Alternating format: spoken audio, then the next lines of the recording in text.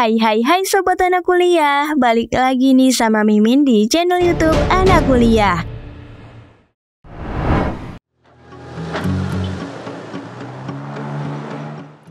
Di video kali ini, Mimin akan bahas negara di Amerika yang sebagian penduduknya bisa bahasa Jawa. Penasaran negara apa itu? Yap, Suriname. Apakah kamu pernah mendengar negara Suriname? Nah, negara yang berada di kawasan Amerika Selatan ini sering disebut sebagai saudara jauh dari negara kita Indonesia loh.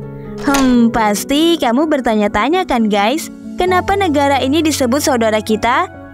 Hal ini karena banyak keturunan dari Indonesia, tepatnya suku Jawa yang bertempat tinggal di Suriname. Sehingga beberapa penduduknya bisa bahasa Jawa. Yuk simak fakta negara Suriname. Ape-ape toh? Ya, ape-ape. Iki ning kopo saiki ning kene? Ya, dhewe saiki Dolan-dolan karo Abab FPL. Oh, sama masa meeting ya. Oke. Ayo.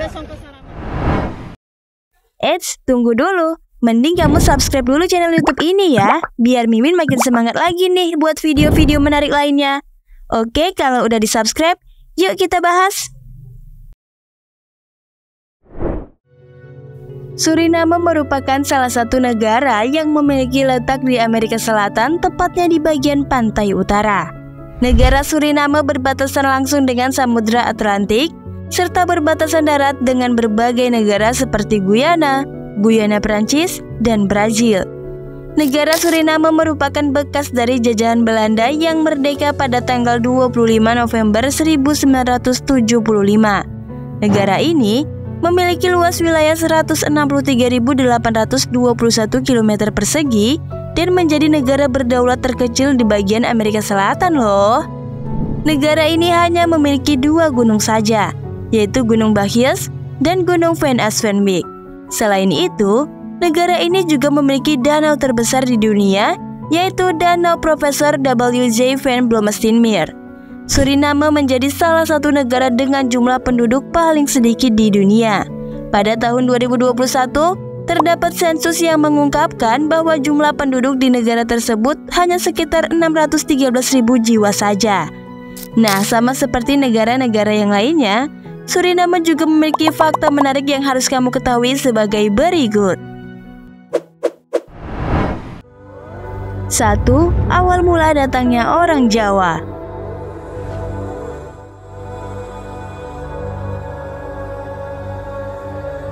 Suriname adalah negara bekas jajahan Belanda.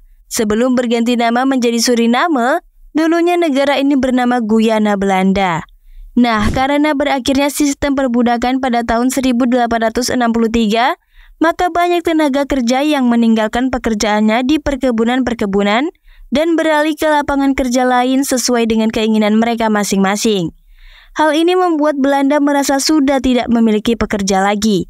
Maka saat itu, tercetuslah ide untuk membawa orang Indonesia yang ada di Pulau Jawa sebagai buruh. Indonesia sendiri menjadi negara ketiga yang dibawa oleh Belanda ke Suriname, di mana sebelumnya Belanda telah memboyong orang India dan Tiongkok. Keberangkatan orang-orang suku Jawa ke Suriname pertama kali pada 27 Mei 1890. Mereka naik kapal dari Batavia atau Jakarta menuju ke Amsterdam, lalu para buruh ini lanjut naik kapal menuju Suriname. Para buruh dari Indonesia sampai di Suriname pada 9 Agustus 1890, sehingga mereka memerlukan waktu perjalanan sekitar 3 bulan. Proses imigrasi ini berlangsung selama 49 tahun, yakni dari periode tahun 1890 hingga 1939. Selama kurun waktu itu ada 33.000 orang Jawa yang melakukan imigrasi ke Suriname. Sebenarnya, ribuan orang tersebut berasal dari berbagai daerah di Indonesia. Ada orang Jawa Barat, Jawa Tengah, Surabaya, Semarang, dan Jakarta.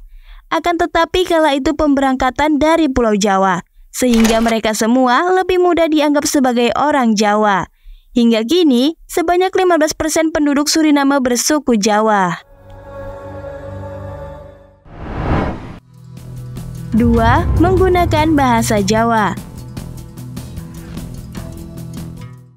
Ternyata, bahasa Jawa tidak hanya digunakan oleh orang Indonesia saja loh. Di Suriname, bahasa Jawa digunakan sebagai bahasa sehari-hari.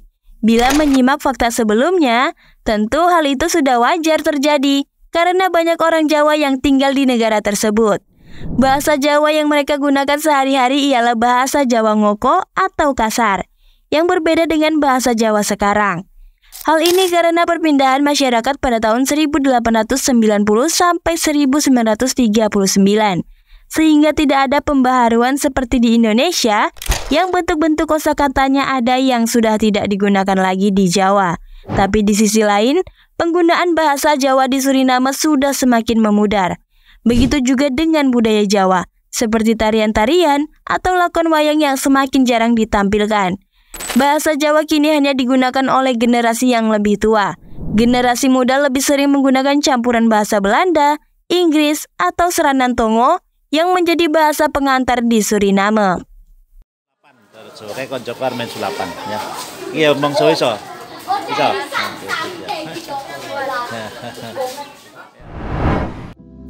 3. Cara unik tentukan Hari Raya Idul Fitri.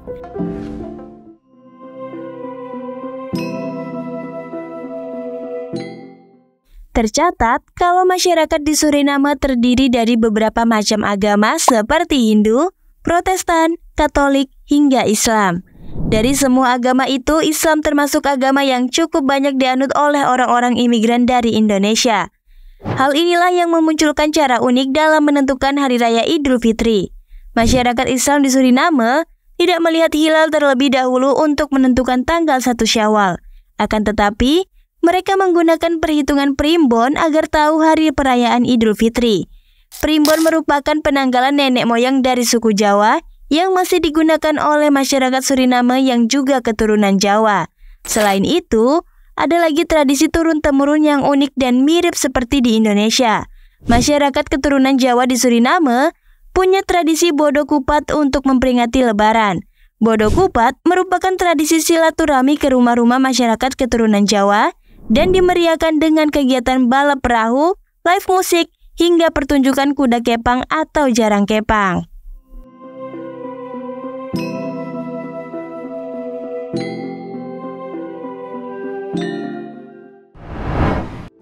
Empat, sebagian besar wilayah ditutupi hutan.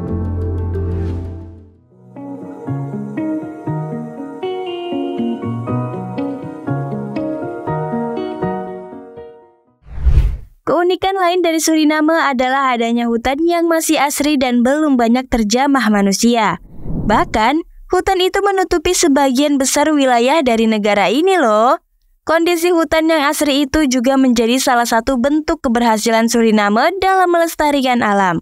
Hutan hujan tropis yang menutupi sebagian besar wilayah Suriname ini memiliki banyak keanekaragaman flora dan fauna. Selain itu, sebagian besar hutan yang ada dilindungi dalam bentuk taman alam, cagar alam, dan lain sebagainya. Karena keindahan dan keasriannya, cagar alam Suriname tengah menjadi salah satu situs warisan dunia UNESCO juga loh guys.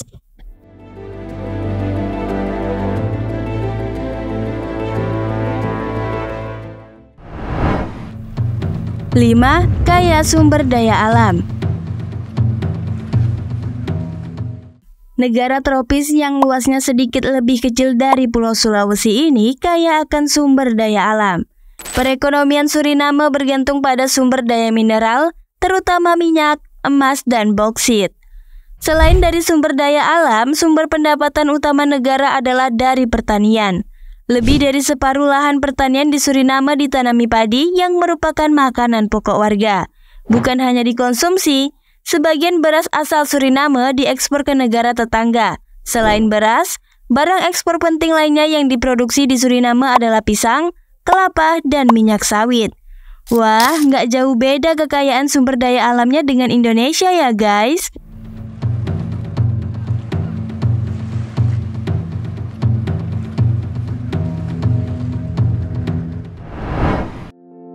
Enam, hanya punya satu bioskop.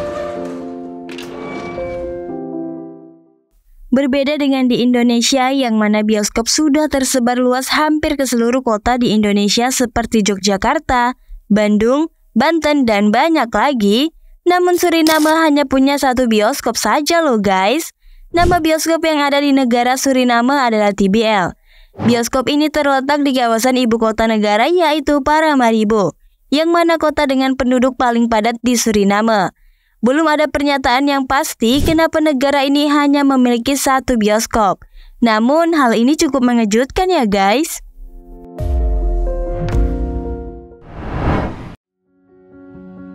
Nah, itulah dia tadi beberapa fakta unik mengenai negara Suriname yang masih banyak dihuni oleh orang Jawa.